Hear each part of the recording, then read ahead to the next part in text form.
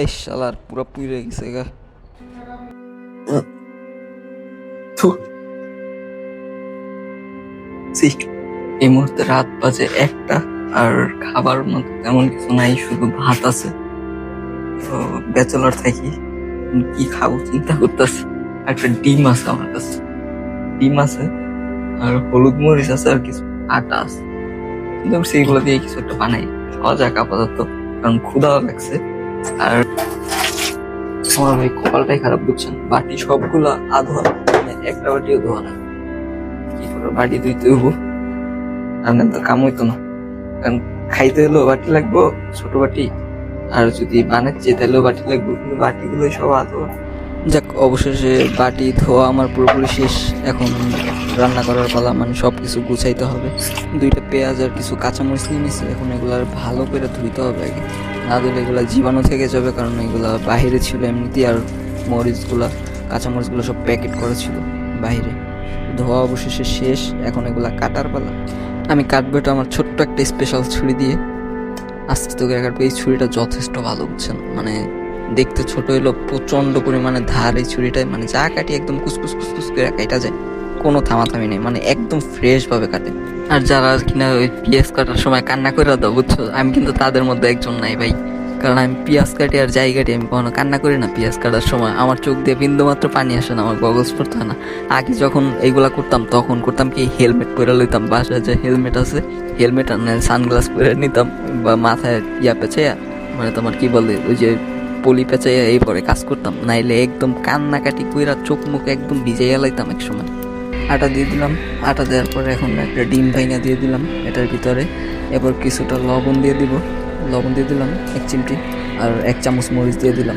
মরিচ দেওয়ার পরে আবার কিছুটা পানি দিলাম। এরপর এটাকে সুন্দর করে নেড়ে একদম মিক্স করে নিতে হবে, যাতে এটা দানাটা না থাকে বা দানা না বেঁচে থাকে।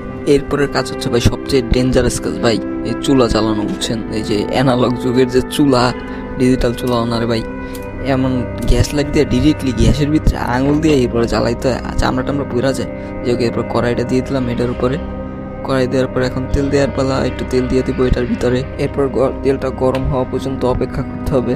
সো অবশেষে তেলটা গরম হয়ে গেছে, এখন হচ্ছে ওই পুরো মিক্সটা ঢেলে দেওয়ার সময় হয়ে গেছে। এটার ভিতরে এখন সব পুরাটা ঢেলে দেবো একদম। ঢালা হয়ে গেলে এটা চারোদিকে ছড়িয়ে দিতে হবে, যাতে এক জায়গায় জমাট না বেঁধে যায়, কারণ জমাট বাঁধলে এটা খেতেও মজা লাগবে না, এক জায়গা থেকে কাঁচা থেকে যাবে। ছড়িয়ে দিয়ে শেষ, এখন 5 মিনিট ওয়েট করতে হবে। আপনাদেরকে বলে রাখা ভালো, আমার চুলার এই অবস্থা দেখে হয়তো আপনাদের অনেক খারাপ লাগতে পারে, অনেকের খারাপ মন্তব্য আসতে পারে। আসলে এটা ব্যাচেলর বাসা, তো ব্যাচেলর বাসায় এর থেকে ভালো হয় না।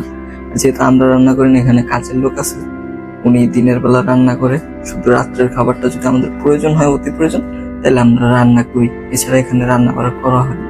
তো জানেনই, যারা ব্যাচেলর থাকেন বাসা তাহলে এই অবস্থা থাকবে ভাই, স্বাভাবিক। এগুলো পরিষ্কার করা, এটা যুগের পর যুগ থেকে চলে আসছে, এভাবে এটা পরিষ্কার করার মতো সিস্টেম নাই। এটার এক সাইড হয়ে গেছে ভাই, উল্টাইতে যাই দেখেন অবস্থা করছি, দুনিয়াদারি সব জায়গায় মাইকা ফেলাইছি, আমার কাপড়টা পর্যন্ত মাইকা ফেলাইছি একদম উল্টাইতে গিয়া। তো এক সাইড একটু পুইরাও গেছিল, অবশ্য সমস্যা নেই। হ্যাঁ, কাম সারছে, এটা দিয়ে পুরা পুইরা গেছে এই সাইড। এখন কেমন লাগে কোন, পুরাটাই পুরা গেছে গা। যাক, হয়ে গেছে, পুরোপুরি হয়ে গেছে। এখন খাবার পালা, দেখি এটা কেমন লাগে খেতে। কিন্তু বিশ্বাস করেন ভাই, ঘ্রাণটা অনেক সুন্দর বের হয়েছে, বুঝছেন, এখান থেকে অনেক সুন্দর একটা ঘ্রাণ, মানে অনেক সুন্দর ঘ্রাণ। জানি না খাবারটা কেমন হবে ভাই, আমি বিষয়টা নিয়ে কনফিউজ আসলে। এটা কি বানাইছি দেখেন, পুরা পুরা লাগছি, এটা আদৌ খাওয়ার যোগ্য?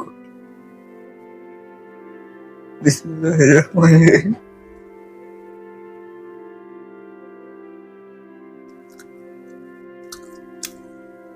ভিতরটা ওই কাঁচা কাঁচা,